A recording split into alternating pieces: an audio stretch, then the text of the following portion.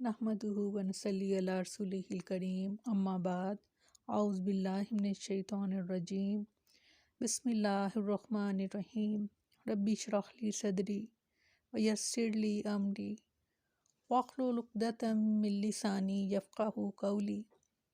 अस्सलामु अलैकुम व रहमतुल्लाहि व बरकातुहू। कैसे हैं आप सब? इंशाअल्लाह खैर वाफ़ियत से होंगे। अल्लाह ताला आप सबको अपनी ईमान में रखे, आमीन। पिछले वीक हमने दुआ के बारे में बात की थी, तो मेरी कोशिश है हर वीक थोड़ी सी बात हम दुआ के बारे में करें। और ये ऐसा अमल है, ये ऐसी इबादत है जिसमें हम हर वक्त मशगूल रहते हैं और इसकी हमें जो है वो इसके बारे में इल्म होना बहुत ज़रूरी है। अल्लाह ताला हम सब की मदद फरमाए, आमीन। उन लोगों की दुआ कि जो आपके हक़ में सबसे ज़्यादा जल्दी कबूल की जाती है। तो इंशाल्लाह ये किस्म की सीरीज़ होगी दुआ के बारे में, तो कोशिश होगी कि इसका हर नुक्ता जो है उसको वाज़िया किया जा सके ताकि दुआ को समझ कर जो है वो अल्लाह ताला से दुआ की जाए और उसका हम अजर भी पाएँ।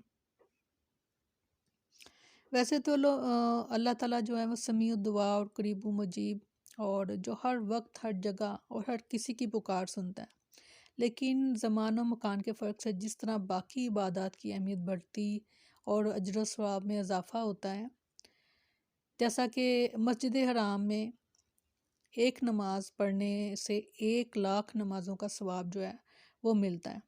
और इसी तरह से जैसे रमज़ानुल मुबारक में उम्रा करने का सवाब जो है वो हज का सवाब है, यानी करते तो उम्रा है मगर रमज़ान में तो सवाब उसका हज का मिलता है। और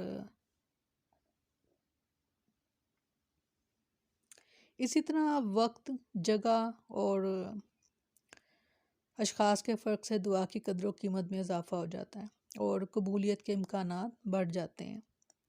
उसमें सबसे पहले वालिदैन की दुआ है। बाप अपनी औलाद के हक़ में दुआ करें या बद्दुआ, अल्लाह ताला इसे रद्द नहीं फरमाते।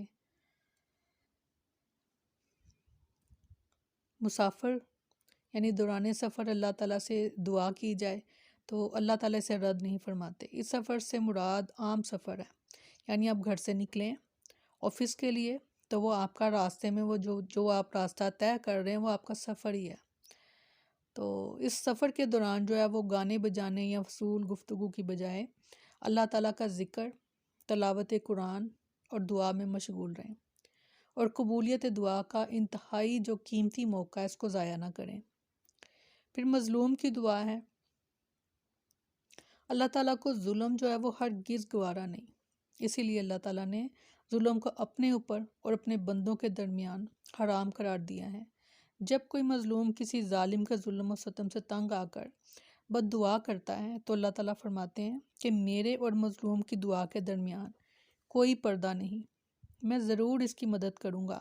इसलिए इंसान को हमेशा मज़लूम की बद्दुआ से बचना चाहिए और मज़लूम की जो बद्दुआ है वो तबाहियाँ लाती है और अल्लाह ताला का गज़ब जो है वो लाती है।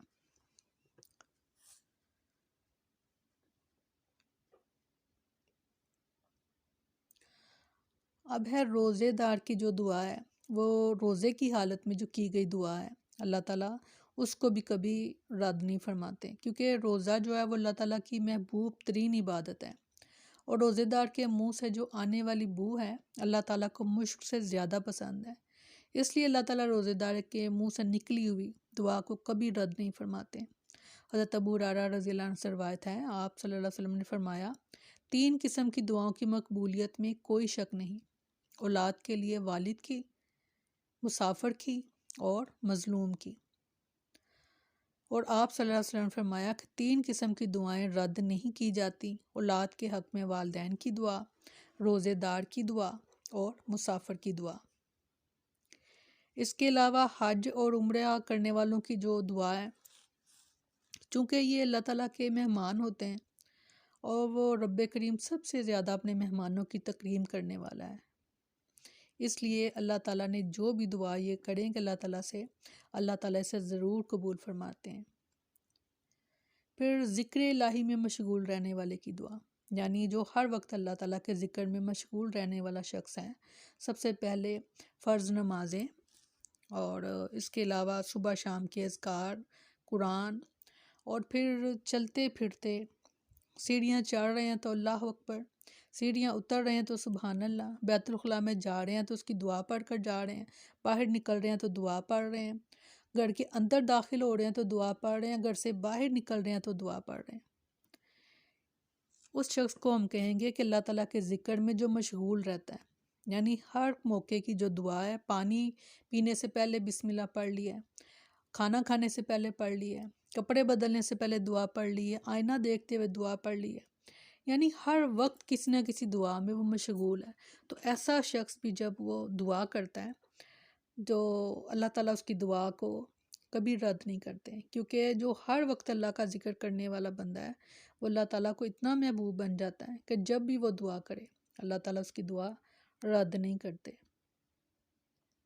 اس کے علاوہ عادل حکمران ہے، ایک تو بڑے پیمانے پہ ہم کہیں گے کہ جیسے صدر ہے، وزیر اعظم ہے، کوئی بھی بڑے محکمے کا کوئی بھی افسر،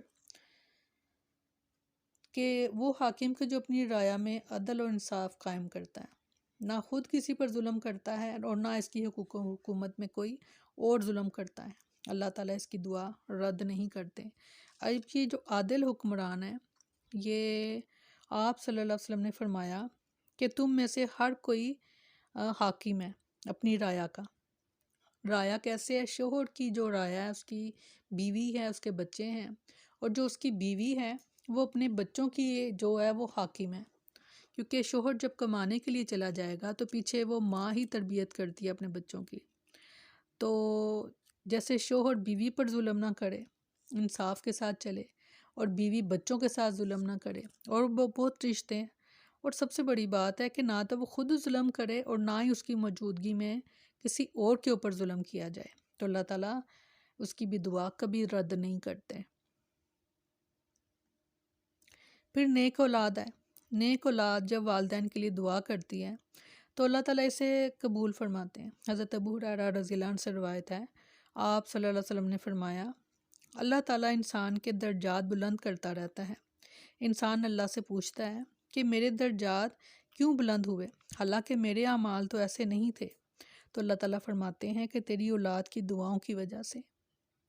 اپنے والدین کو ہر وقت دعاؤں میں یاد رکھا کریں، رب ارحمہما کما ربیانی صغیرا۔ کسی نے ایک عالم سے پوچھا کہ آپ کی، میں نماز پڑھتا ہوں، میں روزے رکھتا ہوں، اور میں کوشش کرتا ہوں اچھے کام کرنے کی، تو آپ کی نگاہ میں کیا میں نیک ہوں؟